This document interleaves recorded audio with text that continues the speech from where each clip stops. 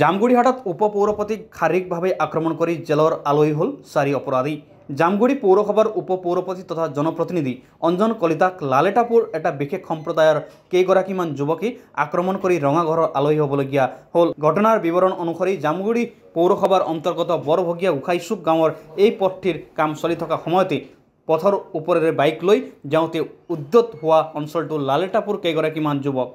সেই সময়তে সেই যুৱকগৰাকীক সেই মুহূৰ্তত সেই পথেৰে যাবলৈ বাধা দি কাষৰীয়া এটি পথেৰে যাবলৈ কয় উপপৌৰপতিগৰাকীয়ে। সেই কথাতেই ক্ষুণ্ণ হৈ যুৱক কেইগৰাকী উভতি লৈ লালেটাপুৰৰ পৰা লাঠিৰ সৈতে এটি 10-12 জনীয়া দল লগত লৈ এই স্থানতেই পুনৰ উপস্থিত হৈ এক অপ্ৰীতিকৰ পৰিস্থিতিৰ সৃষ্টি কৰে। ইয়াত সেই ৰাস্তাটোৰ কাম আমাৰ জামগুড়ি পৌৰসভাৰ আণ্ডাৰত কাম চলি আছিলে আৰু মোৰে নিজৰ ৱাৰ্ডৰ কাম চাবলৈ আহিলোঁ।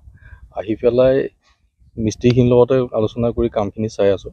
তেনে সময়তে মানে এটা 8-9 জনীয়া এটা গ্ৰুপ তেওঁলোকে কিবা খেতি ৰুবলৈ আহিছিল নে কি আহিছিলে আৰু মিস্ত্ৰীখিনিয়ে ঢালাই দি আছিলে। ঢালাই একেবাৰে কেঁচা।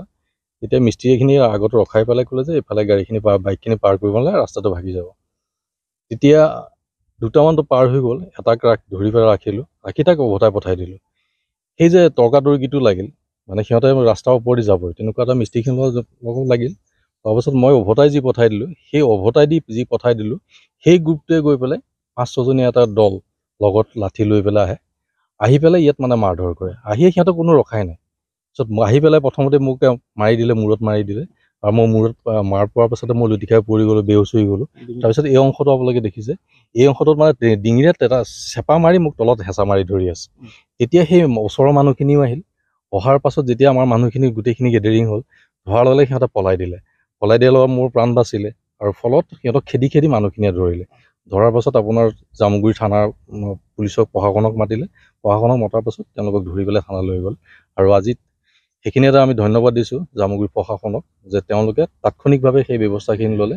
আৰু এইটো এটা আচৰিত হৈছে যে এইখন ভৰপূৰ এখন অসমীয়া গাঁও।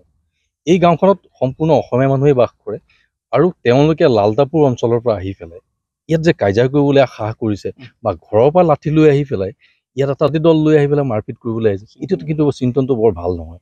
কাৰণ আজি আমাৰ গাঁৱত হৈছে বা মোৰ ৱাৰ্ডত হৈছে, কাইলৈতো কি হ'বতো ঠিক নাই। এনেধৰণৰ যদি সিহঁতে এইবিলাক কৰি যায়, হয়তো আমাৰ অসমীয়া জাতিটোৰ কাৰণে এইটো এটা শংকাৰ সৃষ্টি, মানে সংকেত বুলি মই অনুভৱ কৰিছোঁ। গতিকে আশা কৰোঁ গভৰ্ণমেণ্টো ইয়াৰ ওপৰত ব্যৱস্থা লওক বা প্ৰশাসনে যিখিনি ব্যৱস্থা ল'বলগীয়া আছে তেওঁলোকে লৈছে আৰু আশা কৰোঁ কঠোৰতকৈ কঠোৰ শাস্তি তেওঁলোকে পাব লাগে। মই জামগুড়িহাট পৌৰসভাৰ উপপৌৰপতি হয়। সেই হিচাপে মই জনপ্ৰতিনিধি হিচাপে মোক এটা কাম মানে আশা কৰোঁ যে এওঁলোকে উচিত শাস্তি পাব লাগে আৰু অসমত এনেধৰণৰ যেন কেতিয়াও এনেকুৱা ঘটনা নহওক তাৰ মই কামনা কৰিছোঁ।